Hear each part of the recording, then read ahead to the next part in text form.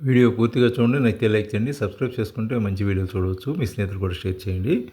November 26 Subrahmanya షష్ఠి సందర్భంగా ఆ సుబ్రహ్మణ్య స్వామి గురించి తెలుసుకుందాం.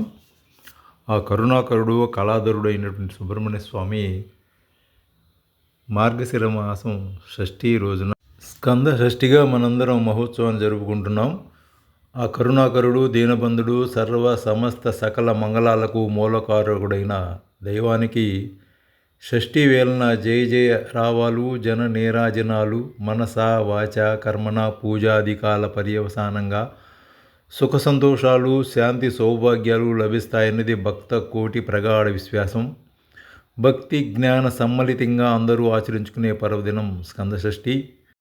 దేవాదిదేవనుత దేవగణాదినాద దేవేంద్రవంద్య మృదు పంకజ మంజుపాద దేవర్షి నారద మునీంద్ర సుగీత కీర్తే వర్లీశనాద మమ దేహి కరావలంబం వర్లీశనాద మమ దేహి కరావలంబం అంటూ కొనియాడుతుంది సుబ్రహ్మణ్య స్తోత్రం. దేవతలందరిలో ఘనాఘనుడు, వారందరి స్థుతులను అందుకునేవాడు, నారదుడి సంకీర్తనలతో మహానీయత వెల్లివిరిసిన దేవాదిదేవుడైన స్వామికి చేతులు జోడిస్తుంది నిఖిలం అంతా. ఆ కరుణాకరుడు దీనబంధుడు సర్వ సమస్త సకల మంగళాలకు మూలకారకుడైన దైవానికి షష్ఠి వేళన జయాజయ రావాలు జన నీరాజనాలు మనస వాచ కర్మణ పూజాధికాల పర్యవసానంగా సుఖ సంతోషాలు శాంతి సౌభాగ్యాలు లభిస్తాయనేది భక్తి కోటి ప్రగాఢ విశ్వాసము. భక్తి జ్ఞాన సమ్మలితంగా అందరూ ఆచరించుకునే పర్వదినం స్కందషష్ఠి.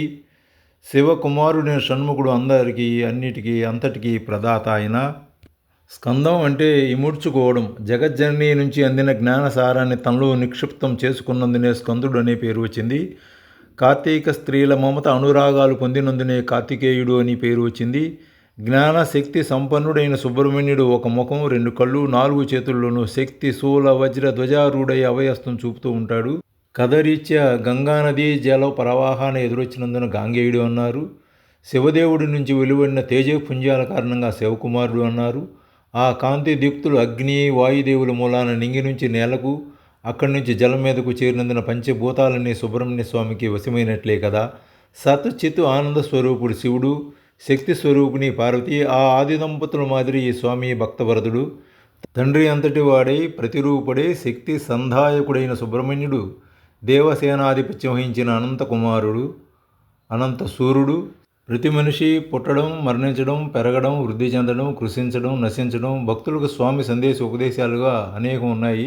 నాలో నేనై మీలోనూ నేను ఉన్నాను, అన్నీ నేనే అంతర్యామిని, అన్ని మంగళాలకు కారణ అధికారిని, శివ శక్తి రూపాన్ని, జ్ఞాననేత్ర ప్రదాతను అనే సుబ్రహ్మణ్య స్వామి వారి వాణి భక్తుజనుల పాలిట కల్పవల్లి లాంటిది.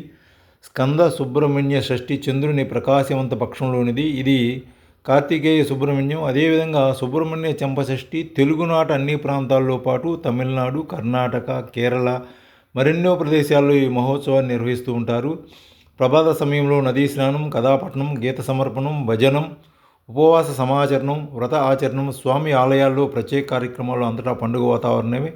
పేదలకు దాన ధర్మాలు చేయడం అనేది కూడా పుణ్యప్రదం. ఈ రోజున తిథిగా సంఖ్యగా షష్ఠికి ఎనలేని ప్రాధాన్యం ఉంది. పింగళాయ శక్తిధరాయ తారకాసుర సంహారాయ భక్తవత్సలాయ సనాతనాయ అక్షోభ్యాయ నమః అంటూ స్వామికి అనేక నామావళి అంటూ సుబ్రహ్మణ్య స్వామిని సమర్పణ చేద్దాం. నమస్తే నమస్తే మహాశక్తిపానే సదాభిష్టపానే అని 2 చేతులు జోడించి మనఃపూర్వంగా నమస్సుమాలు అర్పిద్దాం.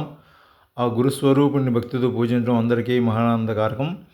అలాగే కుజదోషాలు, వివాహం కావలసిన వారు, సంతానం లేనివారు ఈ సుబ్రహ్మణ్య షష్ఠి రోజు ఉపవాసం ఉండి చక్కగా స్వామిని పూజించి వారి ఆశీస్సులు తీసుకుని బ్రాహ్మణులకు స్వయం పాకదానం చేసుకున్నట్లయితే వారి కోరికలు నెరవేరుతాయని మనకి స్కంద మహాపురాణం నుంచి కూడా తెలుస్తుంది. స్కందుడు అంటే కుమారస్వామి, ఆయన ద్వారా వచ్చింది కాబట్టి స్కంద పురాణం ఉంది. ఎన్నో విశేషాలు, పూజలు, సత్యనారాయణ వ్రతం ఇలాంటివన్నీ కూడా మనకి స్కంద మహాపురాణం నుంచే వచ్చినాయి ఆయన ద్వారానే.